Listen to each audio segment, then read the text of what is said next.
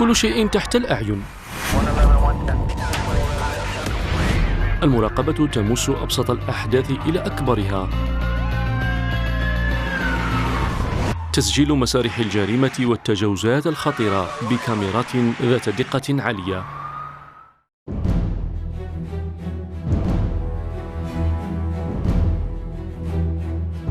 هي الوحدة الجوية للأمن الوطني، خلية مثيرة تتوفر على معدات ذات تكنولوجيا حديثة لرفع فعالية تدخل قوات الشرطة المنتشرة في الميدان. هي حقا فخر للشرطة الجزائرية، والأروع فيها أن طاقمها شاب يمتاز بإتقان واحترافية.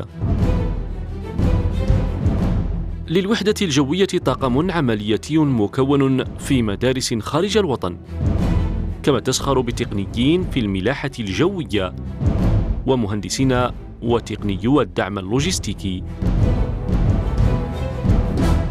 الوحدة بدأت بحوامتين و8 طيارين وحوالي 30 تقني، ولكن في 2010 بفضل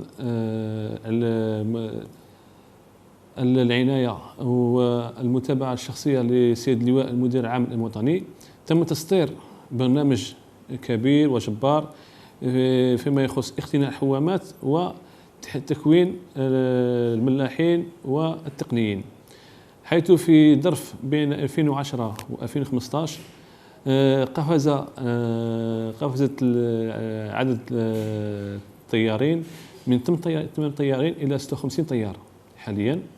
والتقنيين كانوا في سنة 2010 حوالي 40 تقني، في 2015 أصبح عدد التقنيين ما يناهز 130 تقني. نشاطات الوحدة ترتكز أساساً على مختلف الأحداث الخاصة في مجال سير الحركات الاحتجاجية، التظاهرات الرياضية، تنظيم حركات الطرقات، الزيارات الرسمية، وكذلك نقل المواد والمرافقة.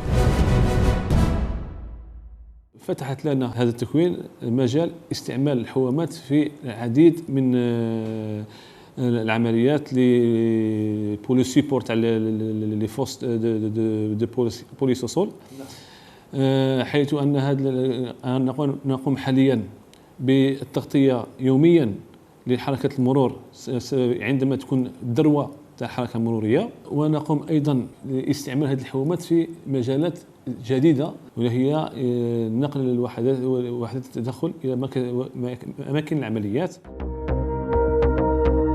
الطلعات الجوية اليومية تجري في كل الأوقات وبالخصوص في الصباح، لكن قبل هذا يقوم الطاقم المكلف باجتماع تقني يترأسه مدير الوحدة الجوية. هذا الاجتماع يخصص للتطرق لكل الظروف المحاطة بالمهمة.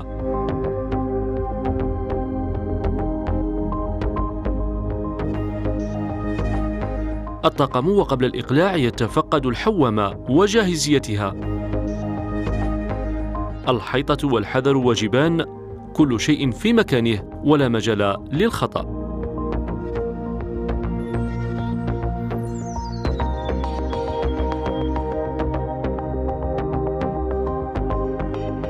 القسم التقني هو العمود الفقري للوحدة، هنا تركن الحوامات وهنا تخضع للصيانة. جو العمل منسجم بين العاملين باختلاف رتبهم ومناصبهم. أهم ما يميز هذا القسم هو الانضباط الكبير، النظافة والنظام، وكأن الأمر يتعلق باستعراض للحوامات وليس بورشة للصيانة. المصلحة التقنية هنا نقوم بعمل صيانة دورية وصيانة غير دورية. بالنسبة للعمل تاعنا نبداو بملفات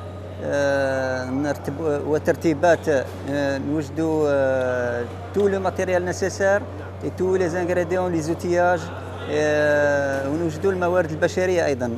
هذه الموارد البشرية تاعنا خدات تكوين في الأصل تكوين، وهذه الموارد البشرية تاعنا هي جزائرية 100%.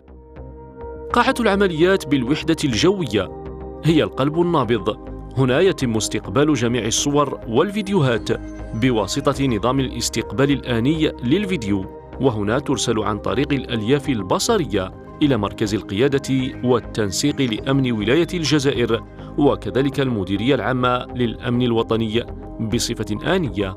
هذا النظام يعتمد على أحدث التقنيات في مجال الإرسال الرقمي وتسجيل الفيديو عالي الجودة. يمكن لهذه الكاميرا أن تعمل برفقة كاشف ليلي باستعمال الضوء العادي والأشعة تحت الحمراء، وذلك من أجل الاستغلال الأمثل للكاميرا خلال العملية الليلية. قاعة العمليات الجوية للوحدة الجوية الأمن الوطني فهي تتكون من قسمين: قسم نظام إرسال الفيديو الآني قسم العمليات الجوية. بالنسبة لقسم نظام الإرسال الفيديو الآني فقد اقتنت المديرية العامة للأمن الوطني أحدث التكنولوجيات الموجودة حاليا، وهذا النظام هو يسمح بإرسال الفيديو مباشرة لقاعة العمليات وكذا الوحدة الجوية الأمن الوطني وكذا قاعة عمليات الأمن ولاية الجزائر والمديرية العامة للأمن الوطني، حيث يسمح هذا النظام باستقبال 3 فيديوهات من 3 حوامات آنيا. بالنسبة للعمليات قسم العمليات الجوية، هذا الجهاز هذا مرتبط مباشرة بالسون دو كنترول كومبلكس دو كنترول ريجونال، أين يقوم بتسيير حركة المرور حركة الجوية لمختلف الطائرات على مستوى إقليم البلاد، حيث نستقبل هناك نوتام notice to airmen. Par définition, c'est un avis de télécommunication diffusé qui touche à la sécurité ou bien qui consiste en danger aérien. في هذه الحالة نأخذ هذه الإحداثيات الجغرافية on va les projeter sur la carte, à la fin on aura une zone. هذه la zone هذه on va le donner à l'équipage lors du briefing نعطوهم لهم باش pour information ou bien pour afin d'éviter هذيك la zone.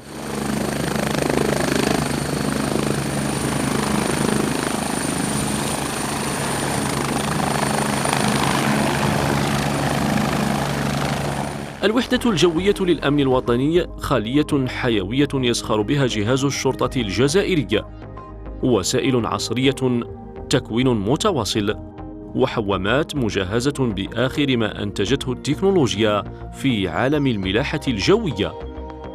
كل هذا لهدف واحد: ضمان أمن وراحة المواطنين.